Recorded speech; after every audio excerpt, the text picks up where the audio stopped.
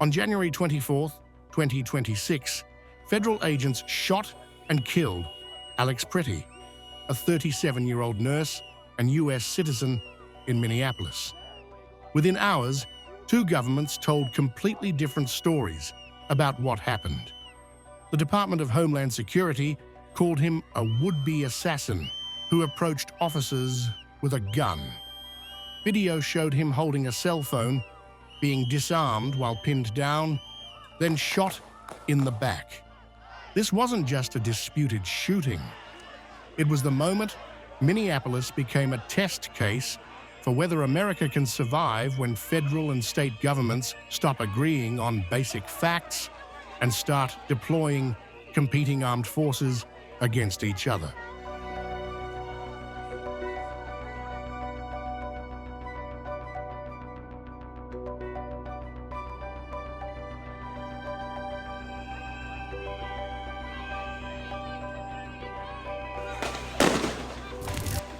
Stop! Look out! Down! Just chill. Okay. I'm fine. I don't even breathe anything. I'm just angry. I'm 7 years old. Angry. To understand why Minneapolis looks like Civil War conditions, you need to understand three things happening simultaneously. First, competing armed forces. In December 2025, the Trump administration deployed 3,000 federal agents to Minneapolis, 5 times the number of the city's police force. This wasn't routine immigration enforcement. It included bortac, a Border Patrol Special Operations unit normally used for cartel violence.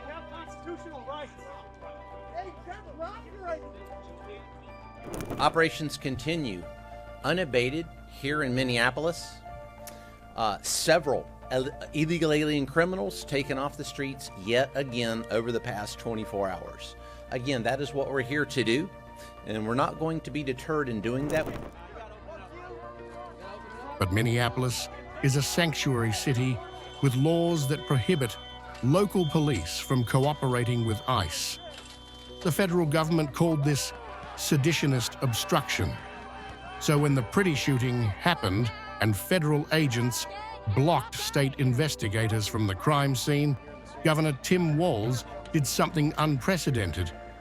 He deployed the Minnesota National Guard, not to help federal agents, but to oppose them. These Guard troops answer to the governor, not the president. Now 2 armed forces occupy the same city, asserting competing authority. And we moved to prevent the destruction and/or tampering with evidence related to Alex Pretti's shooting. And this includes any evidence the federal agents took from the scene of the shooting, preventing the state authorities from inspecting it. We've never had to do anything like this before. Never before. Which brings us to the second condition, the complete breakdown of shared reality. The federal government released its narrative immediately. An individual approached U.S. Border Patrol officers with a 9mm semi-automatic handgun. The officers attempted to disarm this individual, but the armed suspect reacted violently. Fearing for his life and for the lives of his fellow officers around him, an agent fired defensive shots. But witness video tells a different story.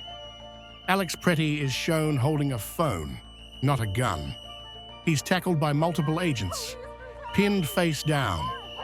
An agent removes a holstered weapon from Pretti's waistband and walks away with it. After the weapon is secured and the agent is clear, other agents fire multiple shots into Pretti's back.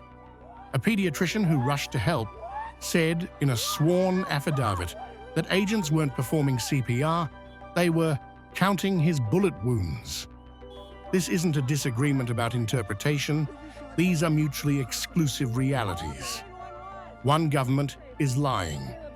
And in a civil war, that's the point where compromise becomes impossible. If it was the intention of Donald Trump to make an example of Minnesota, then I'm damn proud of the example that the world's seeing. What side do you want to be on? The side of an all-powerful federal government that can kill, injure, menace, and kidnap its citizens off the streets? Or on the side of a nurse at the VA hospital who died bearing witness to such government?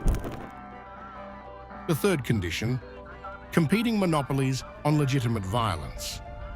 After blocking state investigators, federal agents faced a temporary restraining order from a federal judge, a Trump appointee, who ruled there was credible risk they would destroy evidence. President Trump responded by threatening to invoke the Insurrection Act of 1807, which would allow him to deploy active duty military troops to Minneapolis. 1,500 soldiers are reportedly on standby. We did discuss the Insurrection Act. He certainly has the constitutional authority to utilize that.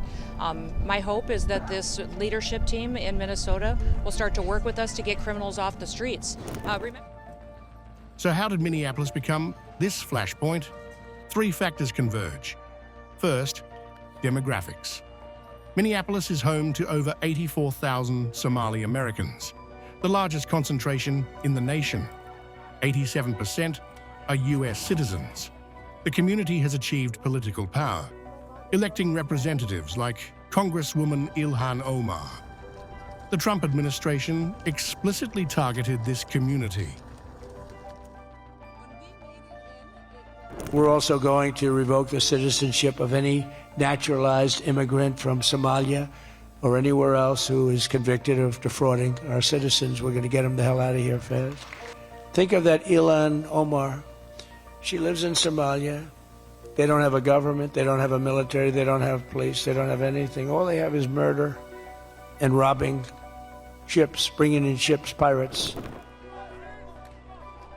Second, the legal framework. Minneapolis's sanctuary ordinances became the justification for federal intervention. And third, the infrastructure from 2020. When George Floyd was murdered, Minneapolis built networks of legal observers, medics, and rapid response teams. Those didn't disappear, they went dormant. When Operation Metro Surge began, they reactivated as icebreakers, using encrypted apps and orange whistles to track federal movements and protect neighbors. The crisis escalated in stages. On January 7th, ICE agent Jonathan Ross shot and killed Renee Good, a 37-year-old white U.S. citizen. The administration called her a violent radical. Her family said she wasn't involved in protests. Daily demonstrations erupted. On January 23rd, tens of thousands marched in a general strike despite minus 50-degree wind chills. More than 700 businesses closed. 100 clergy members blocked the airport and were arrested. The next morning, Alex Pretti, an ICU nurse who had cared for veterans, was killed while filming federal agents.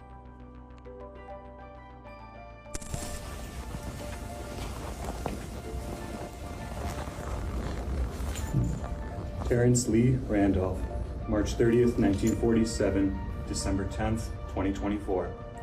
Today we remember that freedom is not free. We have to work at it, nurture it, protect it, and even sacrifice for it. May we never forget and always remember our brothers and sisters who have served so that we may enjoy the gift of freedom.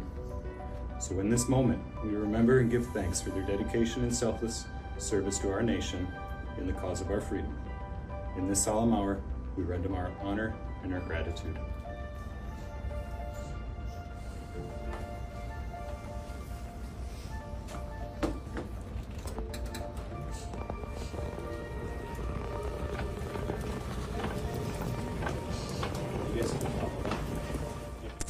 They described him to me as someone who was extremely empathetic and disturbed by the immigration and crackdown going on in his city, someone who would have cared very much about people he perceived to be under threat by the powerful, by the government. And the aftermath has been chaos.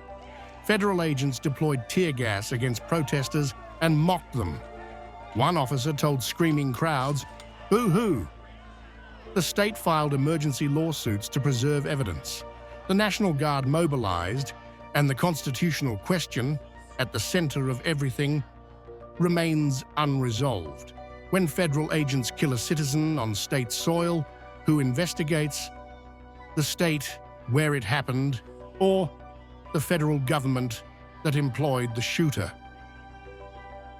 Those watching around the country, I would submit to you that just as Portland and Chicago and LA were precursors to Minneapolis, Minneapolis is a precursor to a whole lot of other places that they have their eye on right here, right now. And if we don't stop this behavior here, it will only expand, and it won't be good for anyone in our country.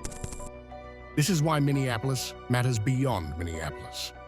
The Trump administration has identified multiple sanctuary cities for similar operations: Chicago, Los Angeles, Portland, New York.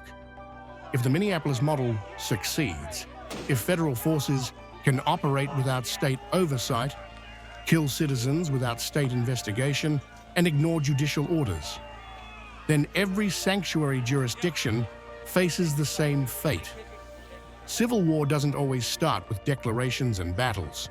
Sometimes it starts with standoffs, with competing authorities, with two governments that can no longer agree on what happened in a video everyone can see. As of January 26, 2026, Minnesota National Guard troops and federal immigration agents occupy the same streets of Minneapolis under different chains of command. A federal judge has ordered evidence preserved. The Insurrection Act remains a threat. And the question isn't whether America is on the verge of civil conflict. It's whether we're already there and just haven't admitted it yet. Because when two governments deploy armed forces in opposition to each other, when they can't agree on basic facts, when neither can back down without admitting its forces committed murder, that's not a political crisis. That's a constitutional breakdown.